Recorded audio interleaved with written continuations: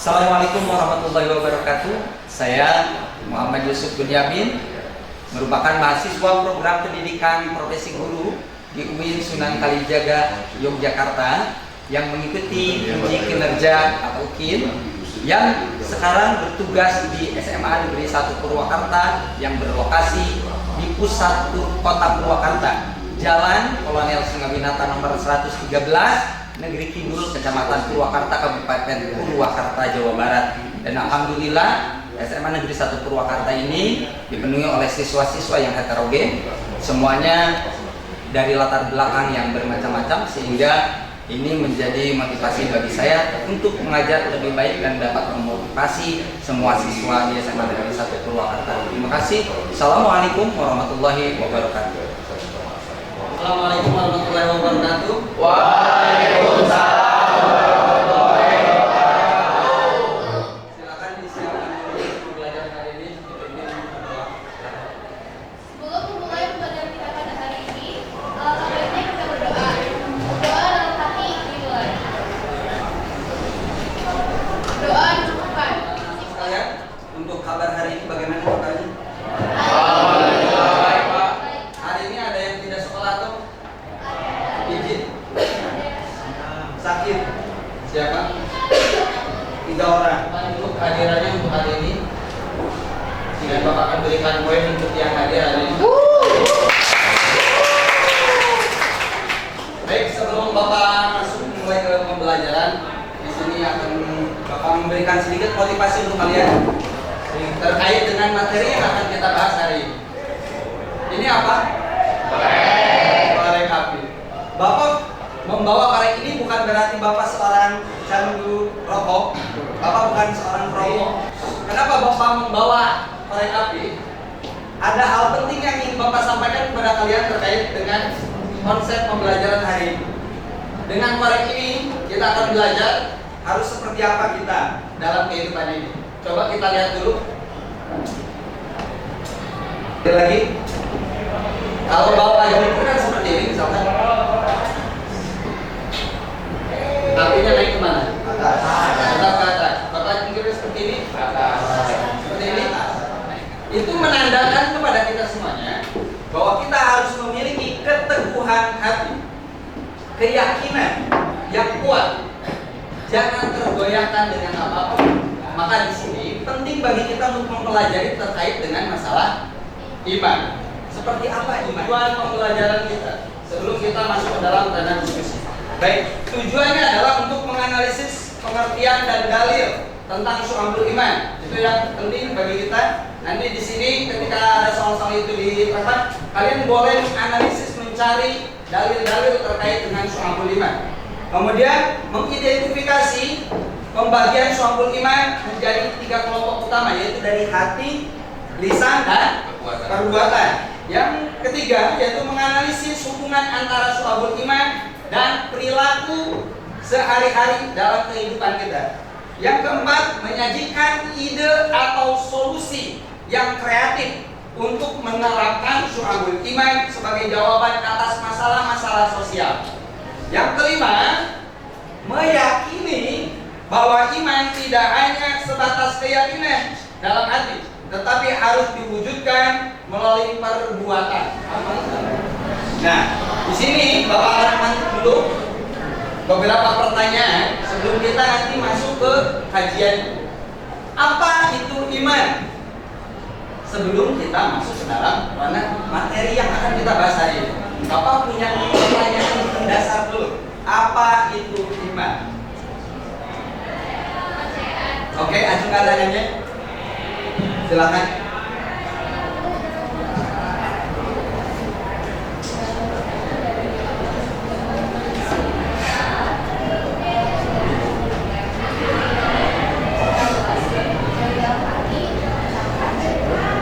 Oke, terima kasih untuk pendapatnya. Silakan diambil poinnya.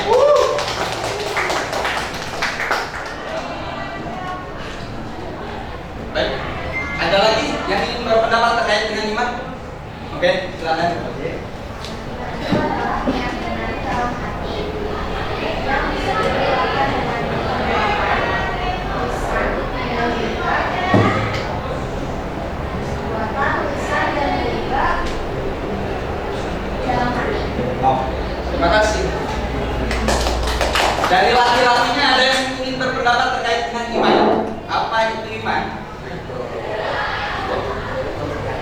Satu lagi, silakan ajukan tangannya. Oke, silakan berdiri. Iman adalah keyakinan di dalam hati, Pak. Iman adalah keyakinan di dalam hati. Oke, ambil poinnya depan.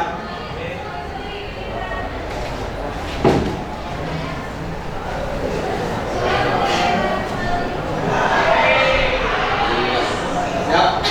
Nah, baik, kita lanjutkan ke pertanyaan berikutnya. Apakah iman dapat dinilai? Tidak, Pak. Tidak bisa, Pak. Apakah iman dapat dinilai sesuai dengan pengertian dari tadi teman-teman, bahwa iman itu tadi adalah merupakan keyakinan di dalam hati, kepercayaan yang tumbuh dalam hati. Apakah iman itu dapat dinilai dan diukur? Tidak, Pak. Oke, silakan untuk yang mau berpendapat, gimana tangannya? Bapak minta untuk berdiri, silakan.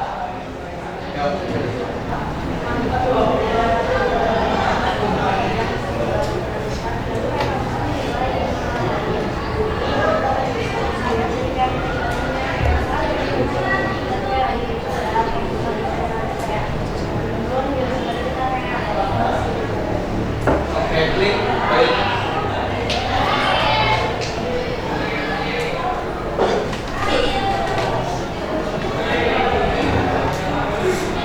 Sebelah sana ada lagi yang ingin berpendapat? Oke, dan silakan berdiri. Menurut aku iman itu nggak bisa dinilai karena iman itu bersifat batin dan nggak bisa dilihat langsung. Oke. Ada yang berpendapat bahwa iman itu tidak dapat dinilai. Ada yang berbicara bahwa iman itu dapat diukur dan dinilai. Oke, kita simpulkan bersama-sama. Apakah iman itu dapat dinilai dan diukur? Oke. Nah, mari kita simpulkan. Iman pada hakikatnya adalah merupakan secara batin, keyakinan hati yang tidak dapat diukur dan dinilai secara langsung oleh manusia. Hanya Allah yang dapat mengetahui kadar iman seseorang secara hakikinya. Tapi sebagaimana firman Allah, Dialah yang mengetahui apa yang ada di langit dan kemudian di bumi, dan Dia mengetahui apa yang kamu rahasiakan dan apa yang kamu nyatakan, dan Allah Maha mengetahui segala isi hatinya. Kemudian kita simpulkan kembali terkait dengan iman ini. Namun iman dapat diukur dalam tinggi dan rendahnya melalui indikator lahiriah, seperti berupa perkataan, perbuatan yang bisa kita lihat secara langsung dari seseorang tersebut, yang mencerminkan keimanan seseorang tersebut. Rasulullah bersabda bahwa iman itu adalah lebih dari 77 cabang, ya. Yang paling tinggi adalah ucapan la ilaha illallah, dan yang paling rendah adalah menyingkirkan gangguan di jalan.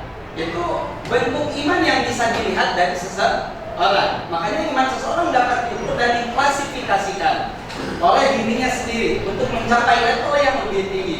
Seperti halnya keyakinan tadi, bahwa iman itu adalah sesuatu yang abstrak, namun bisa dirasakan oleh seseorang dan bisa dilihat secara langsung melalui apa? Perbuatan. Karena iman itu bukan hanya pernyataan di dalam hati, tetapi juga bisa ditunjukkan melalui perkataan dan perbuatan. Oke, kita lanjut ke bahasan berikutnya. Setelah kita mengetahui ini, nah, oke, pernahkah kalian melihat orang yang mengaku beriman tetapi perilakunya masih bertentangan dengan nilai-nilai Islam?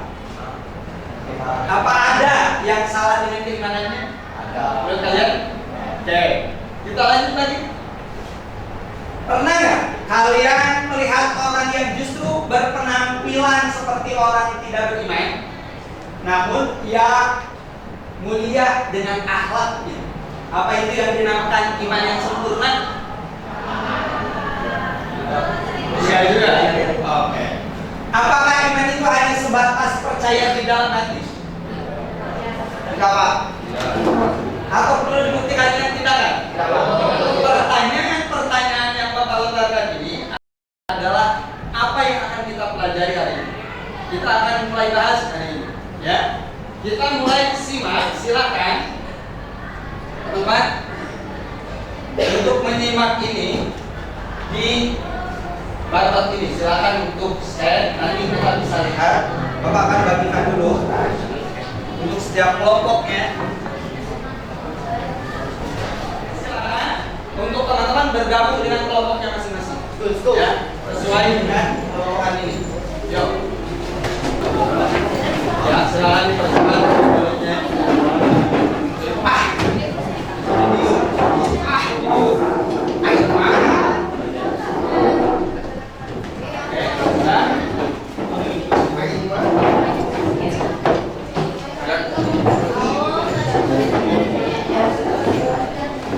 Untuk barcode ini silakan satu kelompok satu, ya, ambil yang tidak ada. Tidak ada barcode-nya. Itu silakan diambil dari belakang. Oke, kelompok sana sudah mendapatkan berapa? Oke, sudah dapat. Kalian diskusikan dengan teman-teman kelompok kalian terkait dengan pertanyaan-pertanyaan yang muncul di sini. Oke, perintahnya ikuti, jawablah beberapa pertanyaan dalam lembar diskusi kelompok kalian. Kemudian identifikasi bagaimana pandangan yang tepat untuk menyikapi dan menyelesaikan masalah tersebut. Apa hubungan masalah dalam artikel cerita dengan konsep su'abul iman? Kalian kaitkan itu. Silakan dibaca dulu artikelnya. Bapak persilakan waktunya untuk menyimak dulu artikel yang tadi ada di dalam artikel. Atau di kelas dojo silakan dibuka. Apa? Ya, diisi langsung gitu ya.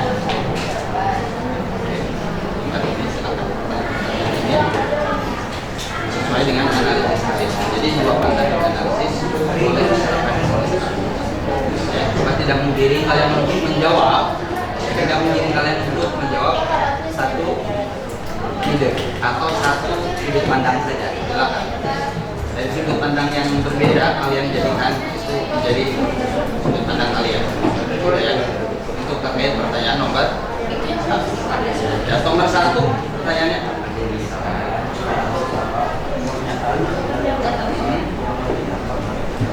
Nah, menurut kalian benar atau salah pernyataan Nabila yang mengatakan bahwa yang penting itu dari hatinya baik, gitu ya. Yang penting itu akhlak dan hatinya yang baik daripada berhijab tapi hatinya buruk.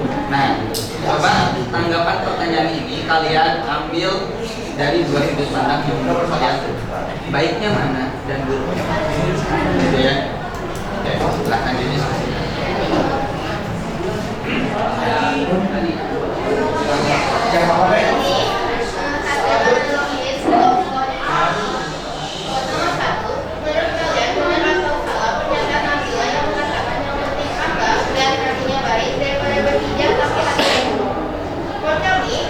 Tidak sepenuhnya salah dan juga tidak sepenuhnya benar, karena iman tidak hanya bisa diyakini dalam hati, tetapi juga dalam ucapan yang baik dan amal yang nyata.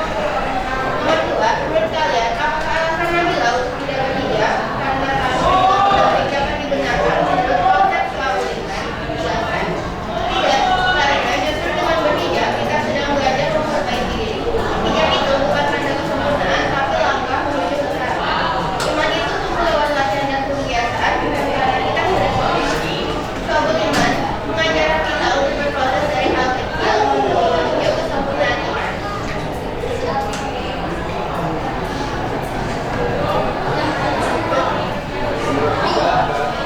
Apa maksudnya kalimat dari makna satu dari ya bukan yang menurut bahwa dari dalam konteks pembentukan bahwa itu dari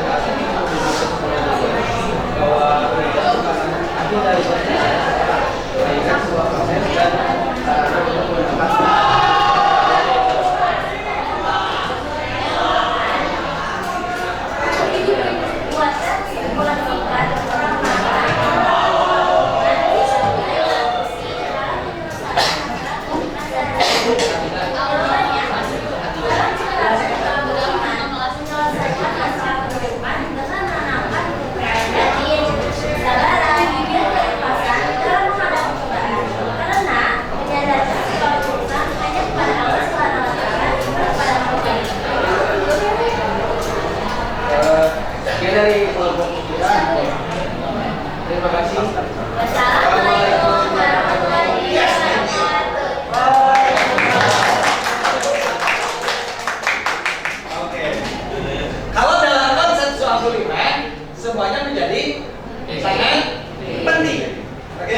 Maka dalam kalimat itu konteksnya tidak juga terlalu salah.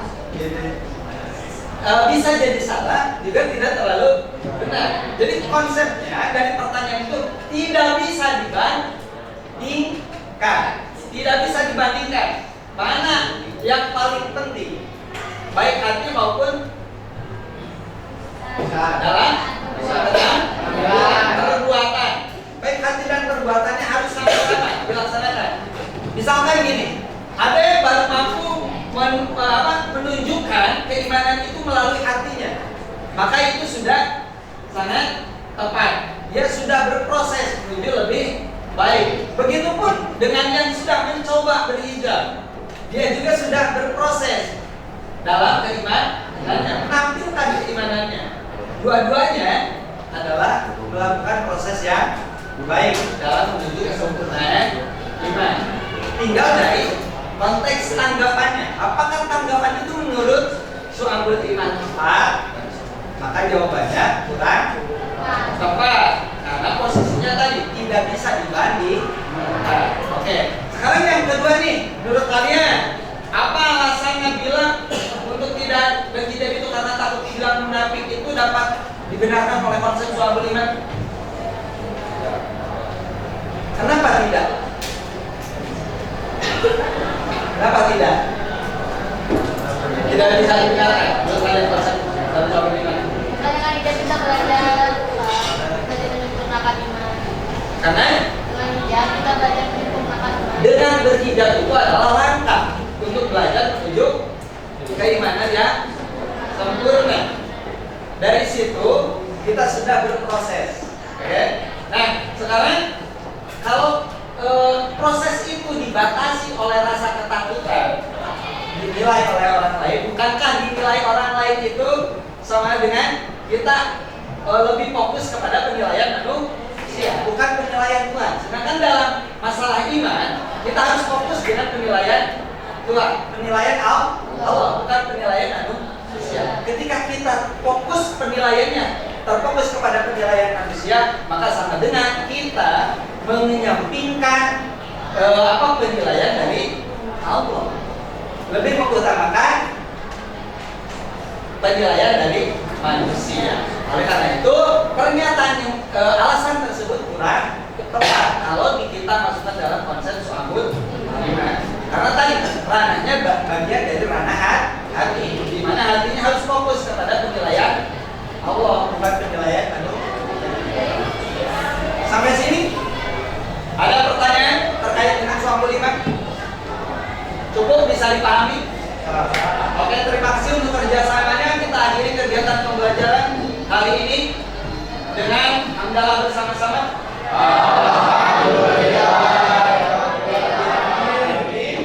Wabillahi taufiq wal hidayah. Wassalamualaikum warahmatullahi wabarakatuh. Waalaikumsalam warahmatullahi wabarakatuh. Terima kasih Pak. Jangan lupa untuk mengumpulkan apa di jurnal ini.